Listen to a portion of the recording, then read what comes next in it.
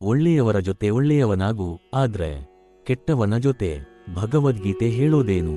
ಜೀವನದಲ್ಲಿ ನಾವು ಮಾಡುವ ಪ್ರತಿಯೊಂದು ಕೆಲಸ ಕೂಡ ಮಹತ್ವ ಪಡೆಯುತ್ತದೆ. ಪುಣ್ಯ ಪಾಪಗಳಿಗೆ ಇದು ಕಾರಣವಾಗುತ್ತದೆ. ನೀವೊಬ್ಬ ಒಳ್ಳೆಯ ವ್ಯಕ್ತಿಯಾಗಬೇಕು, ಯಶಸ್ಸು ನಿಮ್ಮದಾಗಬೇಕು ಎಂದಾದ್ರೆ ಭಗವದ್ಗೀತೆಯಲ್ಲಿ ಹೇಳಿದ ಮಾತುಗಳನ್ನು ಪಾಲಿಸಬೇಕು. ಹಿಂದೂಗಳ ಪವಿತ್ರ ಗ್ರಂಥವಾದ ಭಗವದ್ಗೀತೆ ಕುರುಕ್ಷೇತ್ರ ಯುದ್ಧದ ಸಮಯದಲ್ಲಿ ಕೃಷ್ಣ ಅರ್ಜುನನಿಗೆ ಮಾಡಿದ ಉಪದೇಶ ಇದಾಗಿದೆ. ಜೀವನದ ಮೂಲಭೂತ ಸತ್ಯಗಳನ್ನು, ಅರಿವನ್ನು, ಕ್ಷತ್ರಿಯ ಧರ್ಮವನ್ನು ಸಾರುವ ಭಗವದ್ಗೀತೆ 700 ಶ್ಲೋಕಗಳನ್ನು ಹೊಂದಿದೆ. ಗೀತೆಯಲ್ಲಿ ಕೃಷ್ಣ ಹೇಳಿರುವ ಜ್ಞಾನ, ತಿಳುವಳಿಕೆ, ಧೈರ್ಯ ಎಲ್ಲವೂ ಜೀವನಕ್ಕೆ ಬಹಳ ಮುಖ್ಯವಾಗಿದೆ. ಇದನ್ನು ಸರಿಯಾದ ರೀತಿಯಲ್ಲಿ ಅನುಸರಿಸುವವರು ಜೀವನದಲ್ಲಿ ಸರ್ವಶ್ರೇಷ್ಠರಾಗುತ್ತಾರೆ. ಭಗವದ್ಗೀತೆ ಬದುಕುವ ದಾರಿಯನ್ನು ಕಲಿಸಿಕೊಡುತ್ತದೆ. ಗೀತೆಯಲ್ಲಿನ ಶ್ಲೋಕಗಳನ್ನು ತಿಳಿದು ಜೀವನದಲ್ಲಿ ಅದನ್ನು ಅಳವಡಿಸಿಕೊಳ್ಳುವವರು ಯಶಸ್ಸಿನ ಮಾರ್ಗದಲ್ಲಿ ಮುನ್ನಡೆಯುತ್ತಾರೆ.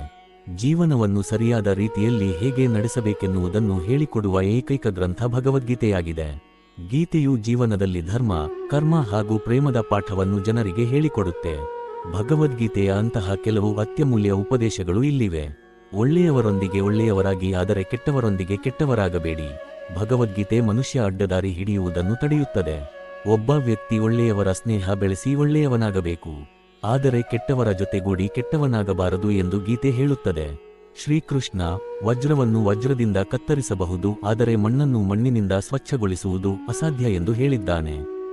ಹಾಗಾಗಿ ನಮ್ಮ ಆಚಾರ ವಿಚಾರಗಳೆರಡೂ ಒಂದೇ ಆಗಿರಬೇಕು ಎನ್ನುವುದು ಗೀತೆಯ ಸಾರವಾಗಿದೆ. ಈ 5 ಗುಣಗಳನ್ನು ಬೆಳೆಸಿಕೊಳ್ಳಿ. ಭಗವದ್ಗೀತೆಯಲ್ಲಿ ಶ್ರೀಕೃಷ್ಣ ಪ್ರತಿಯೊಬ್ಬರಲ್ಲೂ 5 ಮುಖ್ಯ ಗುಣಗಳು ಇರಬೇಕು ಎಂದು ಹೇಳಿದ್ದಾನೆ. ಅದರ ಪ್ರಕಾರ ಪ್ರತಿಯೊಬ್ಬ ವ್ಯಕ್ತಿ ಶಾಂತಿ, ಸೌಮ್ಯ ಮನೋಭಾವ, ಮೌನ, ಆತ್ಮ ಸಂಯಮ, ಪವಿತ್ರ ಎನ್ನುವ 5 ಗುಣಗಳನ್ನು ಬೆಳೆಸಿಕೊಳ್ಳಬೇಕು. ಈ 5 ಗುಣಗಳು ಶಿಸ್ತಿನ ಮಾರ್ಗದಲ್ಲಿ ನಡೆಯುವುದನ್ನು ಕಲಿಸಿಕೊಡುತ್ತದೆ. ಒಳ್ಳೆಯ ಕೆಲಸದಿಂದ ಒಳ್ಳೆಯ ಫಲ.